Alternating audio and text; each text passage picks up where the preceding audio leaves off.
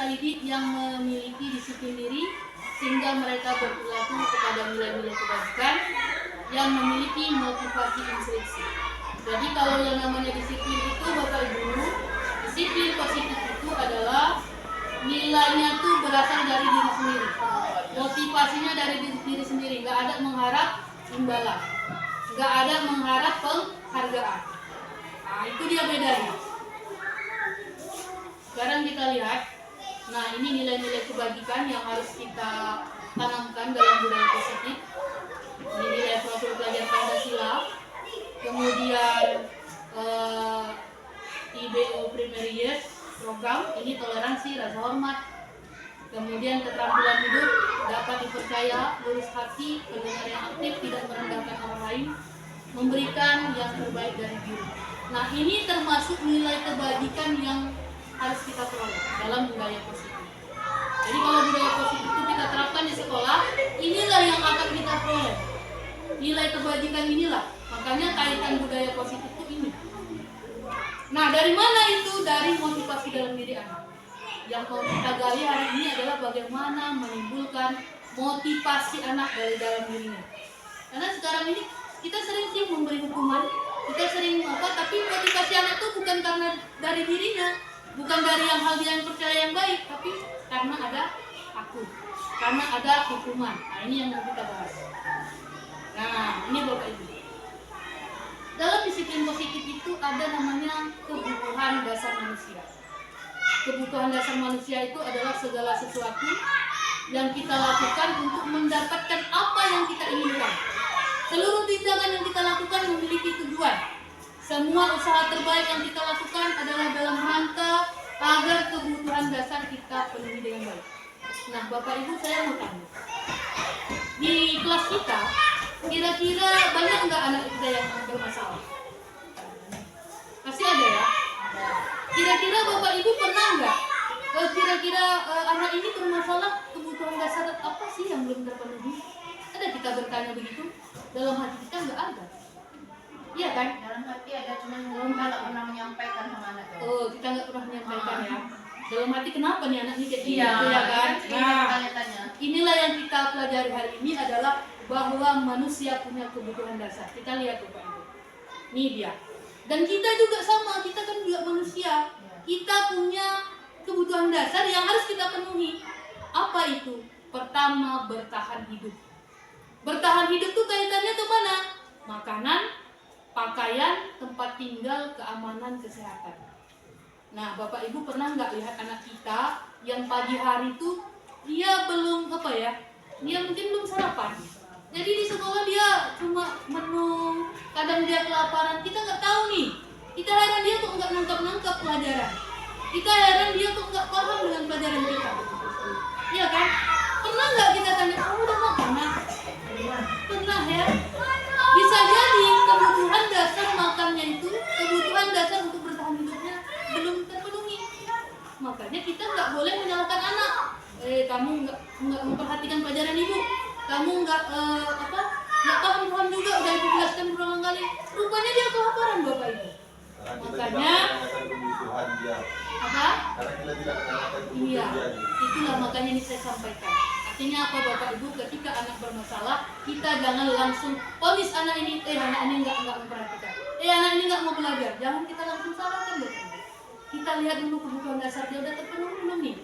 Bisa jadi dia nggak sarapan di rumah. Bisa jadi dia nggak dapat uang jajan dari orang tuanya. Kan gitu kan? Oke, ini yang pertama.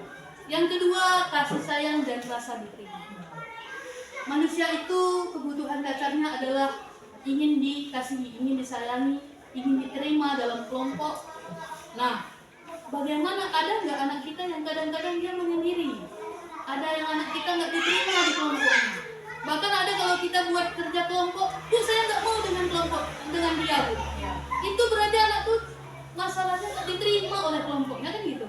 Bagaimana kita Sampai malah Iya, selalu diasih. iya. Bukan malah yang mungkin kalau di kelas-kelas lain itu ada yang seperti itu. Dia nggak diterima oleh kelompoknya. Nah kita sebagai guru bagaimana? Apakah kita biarkan dia akhirnya dia nggak belajar kan? Akhirnya dia tertinggal oleh kawan-kawannya. Itu yang kedua. Yang ketiga adalah penguasaan harga diri. Nah ini setiap manusia punya ingin kebutuhan dasar ini terpenuhi. Nah, penguasaan bukan berarti dia menguasai, tidak, tapi dia ingin dihargai. Iya Bapak Ibu ya, dia ingin dihargai dalam sebuah kelas, dalam sebuah kelompok. Nah, ini. Jadi kalau nggak terpenuhi bagaimana? Mungkin dia merasa bagaimana, atau dia mengucilkan diri atau bagaimana. Jadi kita jangan memponis orang, memponis anak kita, ini rupanya kebutuhannya tak terpenuhi. Kita harus jeli memantau itu di kelas. Yang ketiga. Yang keempat, ini kebebasan. Terkait dengan mandiri, memiliki pilihan, mencoba hal baru, mampu mengendalikan arah diri. Kebebasan. Kadang ada bu anak-anak kita di kelas itu dia inginnya jalan sana, jalan kemari, nggak mau duduk. Kenapa? Mungkin itu dia butuh kebebasan. Bisa jadi di rumah dia tak bebas, selalu ditukang, selalu dimarahi orang tuanya mungkin. Nah kita sebagai budak sekarang, sebetulnya mau dia apa? Ya kebebasan. Selanjutnya kesenangan. Ini berkaitan dengan humor, bermain, antusias, tertawa. Nah kita juga kayak gitu.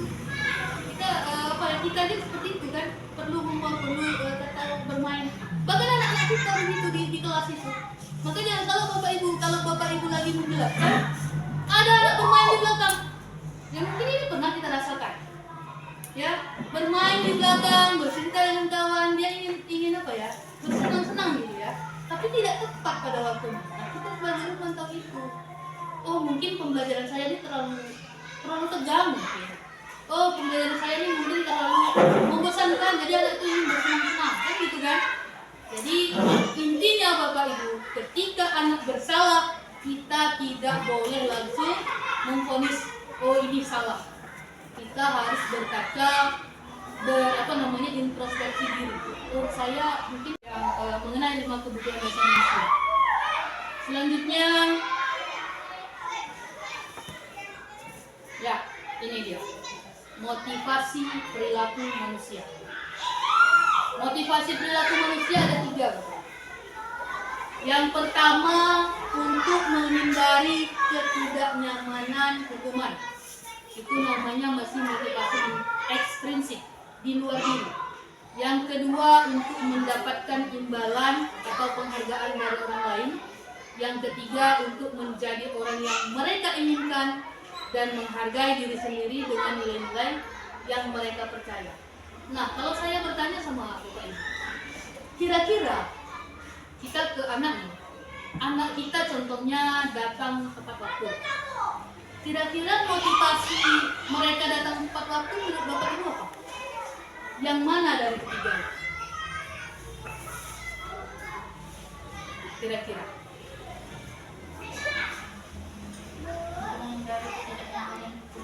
Iya, satu ya. Kebanyakan ya. Mungkin ada nggak kira-kira yang dia untuk dapat penghargaan? Ada. Ada ya. Kalau yang nomor 3 ada nggak? Untuk menjadi orang yang mereka inginkan dan menghargai diri sendiri dengan nilai-nilai yang mereka percaya. Iya.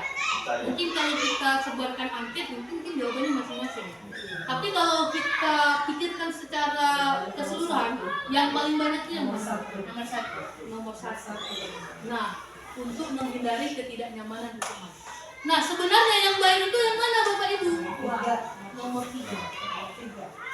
Kenapa nomor 3? Karena memang itu datang dari dirinya. Mau dia diberi penghargaan, dia nggak peduli, mau dihukum itu nggak ada kaitannya ke sana. Dia cuma memang menghargai dirinya. Nah, inilah yang mesti kita tanamkan sama anak kita. Bahwa dia datang tepat waktu, dia mengerjakan tugas bukan karena menghindari hukuman, bukan karena mendapat penghargaan, bukan karena mendapat imbalan, tidak. Tapi memang itu keyakinan dalam dirinya. Dan itu yang nanti bakal tertanam sampai dia dewasa. Kenapa? Kalau dia yang hanya menghindari hukuman, itu hanya sebatas sementara, Bapak Ibu. Jadi sifatnya sementara. Tapi kalau yang dia motivasinya intrinsik dari dalam dirinya, itu akan berlaku sepanjang hayat. Jadi kita sebagai guru, Bapak Ibu, ini yang mesti kita tanamkan. Bagaimana anak memiliki budaya positif yang motivasinya adalah dari dalam diri. Mungkin bukan untuk anak kita saja, mungkin untuk siswa kita saja, tapi untuk anak kita juga di rumah. Bagaimana motivasi intrinsik itu ada dalam diri. Jadi bukan karena takut sama orang tua, bukan karena takut sama guru, tapi memang ada penghargaan diri sesuai nilai yang dia percaya. Oh, kalau saya terlambat ini saya berarti tidak bertanggung jawab. Oh, kalau saya tidak mengerjakan tugas saya bukan orang yang bertanggung jawab. Begitu. Itu yang motivasinya. Selanjutnya, nah ini Bapak Ibu. Ketika anak tadi punya motivasi, maka kalau dia sifatnya takut dihukum, hukuman itu Bapak Ibu, ini dia, tidak terencana atau tiba-tiba. Murid tidak tahu apa yang akan terjadi, bersifat satu arah berupa hukuman fisik. Kemudian ada namanya konsekuensi. Ini kalau udah disepakati, ada konsekuensinya kalau dia melanggar. Jadi nggak semata-mata menghukum, ya. Murid terencana dan disepakati, murid tetap dibuat tidak nyaman, sikap guru selalu memonitornya. Nah, yang ketiga adalah restitusi. Ini proses menciptakan kondisi baik bagi murid untuk memperbaiki kesalahan. Proses kolaboratif yang mengajarkan murid untuk mencari solusi sendiri. Nah, ini langkah kita Bapak Ibu ketika anak berbuat salah. Kemudian, ini contoh kalau Bapak Ibu mengambil posisi sebagai pembuat merasa bersalah. Apa contohnya? Berapa kali Ibu Bapak harus memberitahu kamu? Kamu selalu saja mengecewakan Bapak Ibu. Itu namanya pembuat merasa bersalah. Mungkin kita sering ya Bapak Ibu gitu ya. Ibu udah bilang sama kamu jangan buat kayak gitu lagi. Nah, kan gitu kan? Itu pembuat rasa bersalah. Itu pun enggak juga. Enggak mempan juga itu. Enggak akan berdampak pada anak. Kita lanjut. Nah, ini teman. Kalau ada masalahnya seperti itu, ayo dong ikuti aturan sekolah. Tolong bantu Bapak Ibu ya.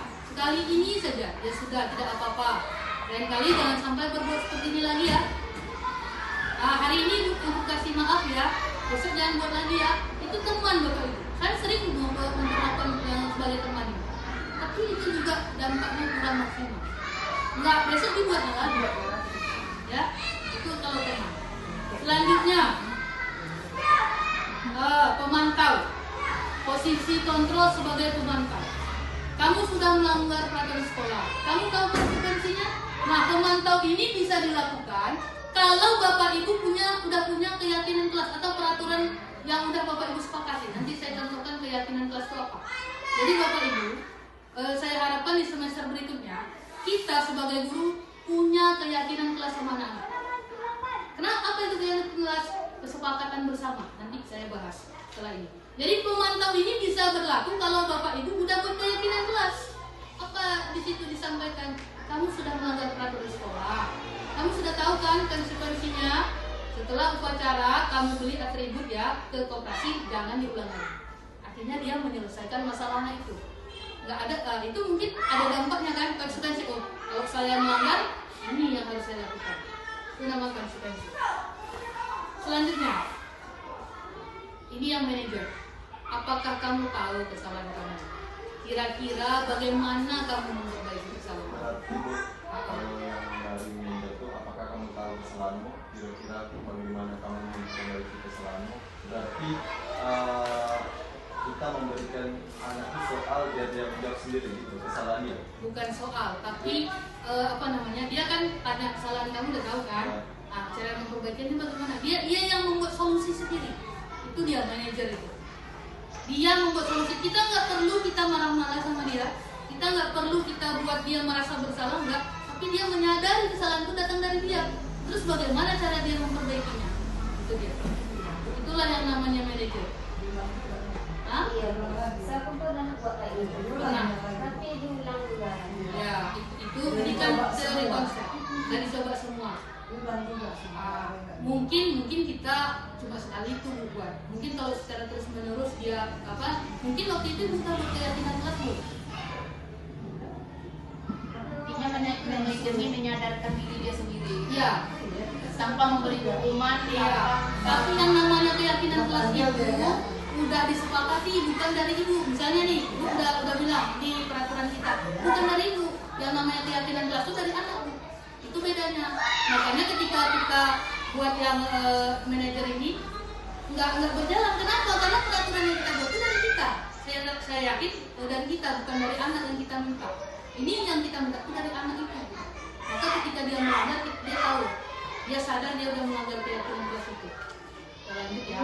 Nah ini ulangnya dia juga sadar lagi. Sadar juga dia. Ya.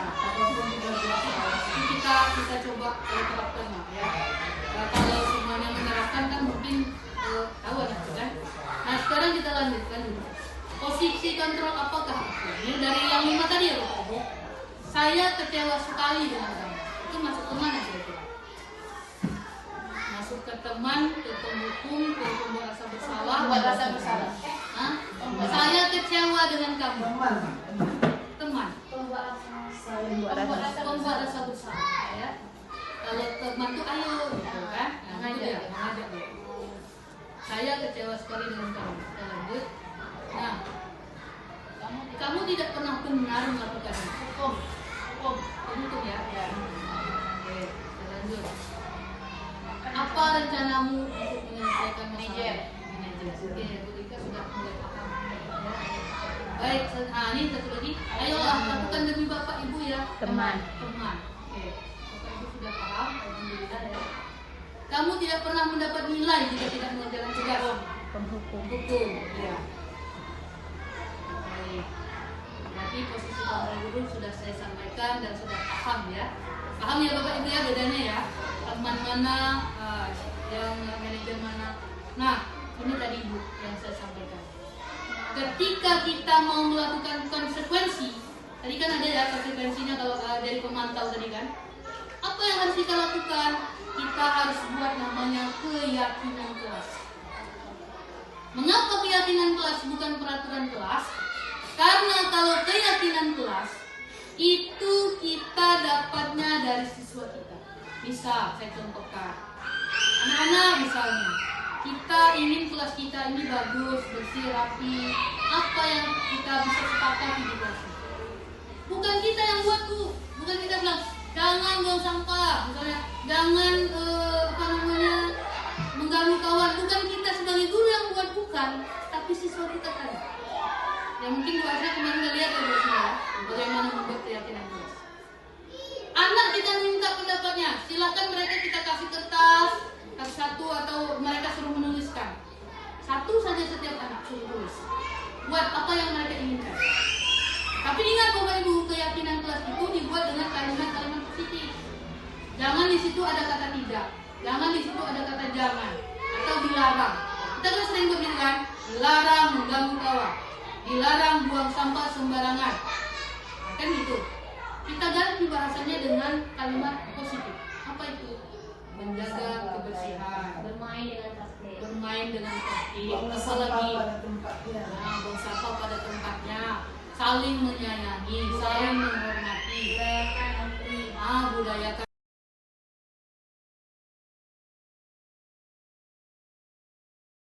Assalamualaikum warahmatullahi wabarakatuh. Waalaikumsalam warahmatullahi wabarakatuh. Bagaimana kabarnya anak ibu hari ini? Baik, hari ini ibu rencananya akan membuat yang namanya keyakinan kelas. Anak-anak ibu pernah dengar keyakinan kelas? Tidak. Nah, kalau peraturan kelas pernah dengar nggak? Nah, pasti mungkin selama ini udah tahu ya aturan kelas kita, aturan sekolah kita. Coba ibu tanya dulu. Kira-kira contohnya apa aturan yang ada di sekolah kita? Menjaga kebersihan. Menjaga kebersihan. Membuang sampah ke tempatnya. Tidak boleh mencontek ya. Jujur dalam belajar, betul. Baik, jadi hari ini ibu ingin kalian itu membuat keyakinan kelas. Apa sih bu keyakinan kelas? Keyakinan kelas itu sama sebenarnya dengan peraturan kelas, tapi bedanya kalau keyakinan kelas itu pendapatnya itu dari kalian, masukannya dari kalian, bukan hanya dari ibu. Kalau peraturan kan selama ini ibu bilang ayo jangan sampai terlambat misalnya, jaga kebersihan, itu dari ibu ya kan. Kalian harus mentaati. Nah keyakinan kelas itu datangnya dari kalian sendiri. Misalnya tadi tidak boleh buang sampah. Apa keyakinan yang kita buat kalau tidak itu? Buang sampah pada tempatnya. Buang sampah pada tempatnya. kelasnya. Nah, satu hal yang perlu kalian ingat, kalau membuat keyakinan kelas tidak boleh menggunakan kata negatif. Misalnya apa? Ada kata tidak, ada kata jangan. Nah, kita bukan. Nah, jadi menjaga kebersihan kelas. Nah, itu nama keyakinan kelasnya. Kalau misalnya tidak mengganggu kawan di kelas, apa kira-kira? Iya, bagus, saling menghormati. Kira-kira paham ya? Apa bedanya keyakinan kelas dengan peraturan kelas? Paham ya? Beda, paham ya? Setelah itu kalau memang sudah paham, ibu mau minta kalian hari ini untuk membuat keyakinan kelas. Oke, baik. Kita buat dulu keyakinan kelas kita. Jadi ibu minta kalian tuliskan 1-2 keyakinan kelas yang menurut kalian penting untuk kelas kita ini. Apa kira-kira yang penting? Satu saja ya. Gunakan kalimat positif. Nah, gunakan kalimat positif. Silakan ditulis. Ya. Udah siap, Bu. Ya, tunggu. Yang belum tuliskan dulu.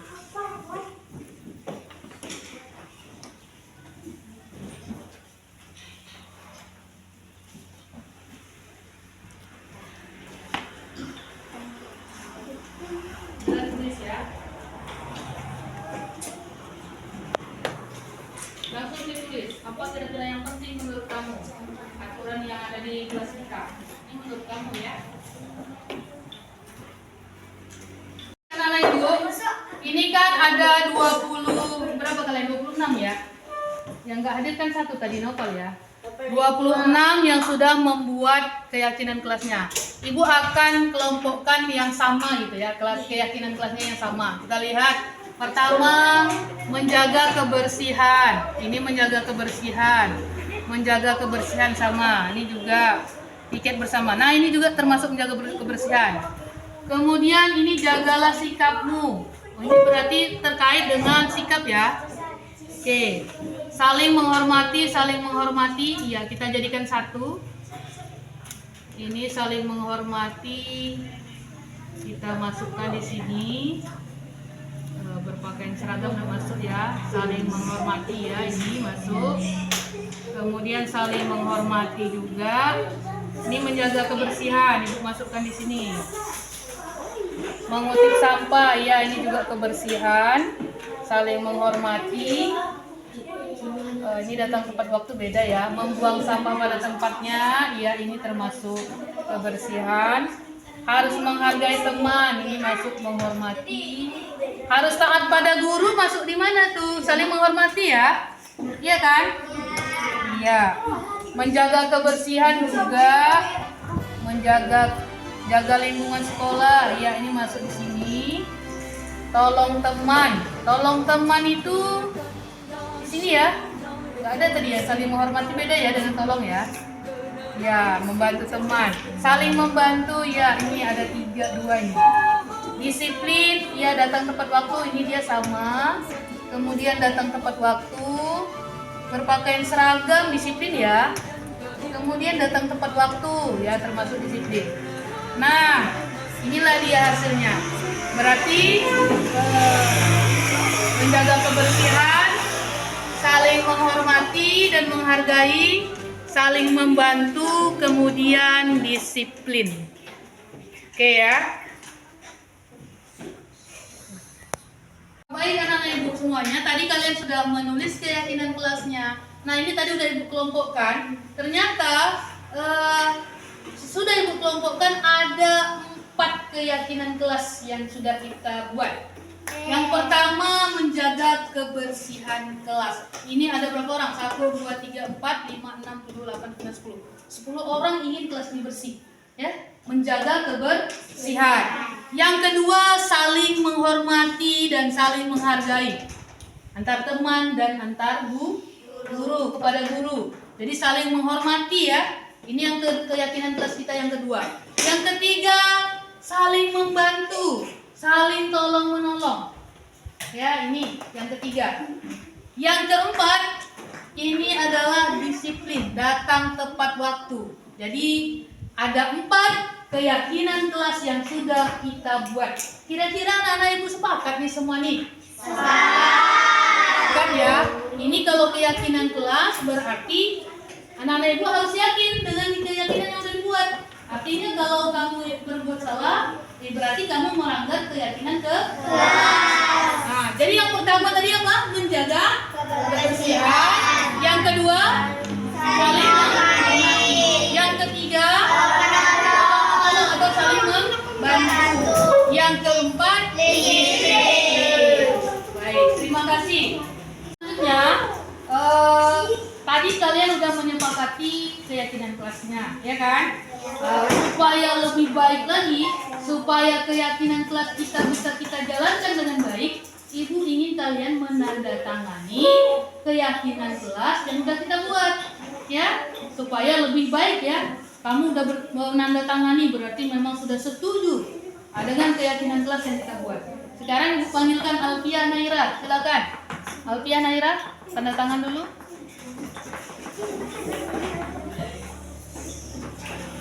Jawab penanya. Oke. Nih, samping ya. Ya, lanjut. Ayo.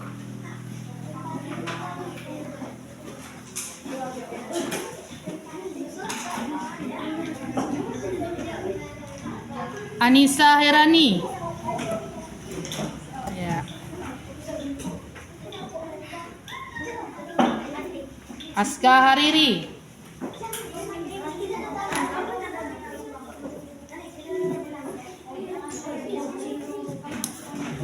Azla Bunga.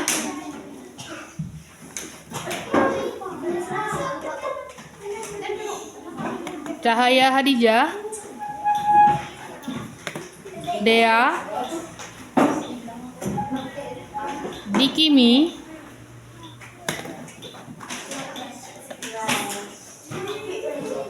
Fikram Ramadhani. Hanifa.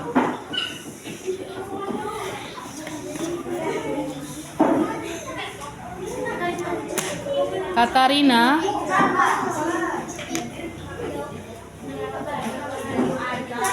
Husnul. Adri.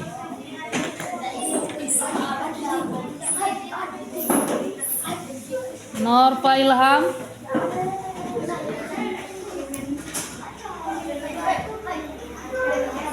Rangga. Ini nggak datang. Naila Azura.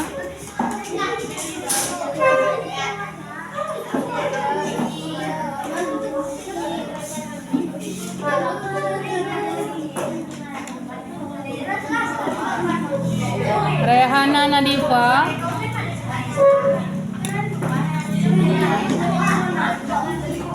Rizka. Salwa Aulia. Rizka dulu.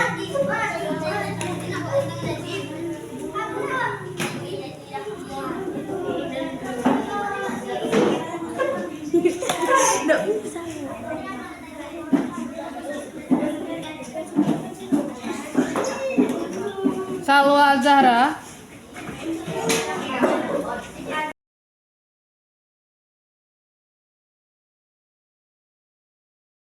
Assalamualaikum warahmatullahi wabarakatuh. Perkenalkan, nama saya Rehana Nadifa dari kelas 5 SD Negeri 004 Kabun. Assalamualaikum warahmatullahi wabarakatuh. Perkenalkan, nama saya Aska Hariri dari kelas 5 SD Negeri 004 Kabun. Assalamualaikum warahmatullahi wabarakatuh. Perkenalkan, nama saya Muhammad Adil Holis dari kelas 5 SD Negeri 004 Kabun. Assalamualaikum warahmatullahi wabarakatuh. Perkenalkan, nama saya Azza Ashla Rahma dari kelas 5 SD Negeri 004 Kabun.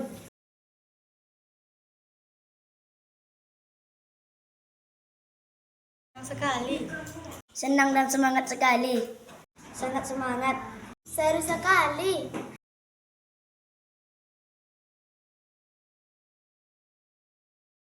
Sangat penting. Sangat penting. Sangat penting. Ya, sangat penting.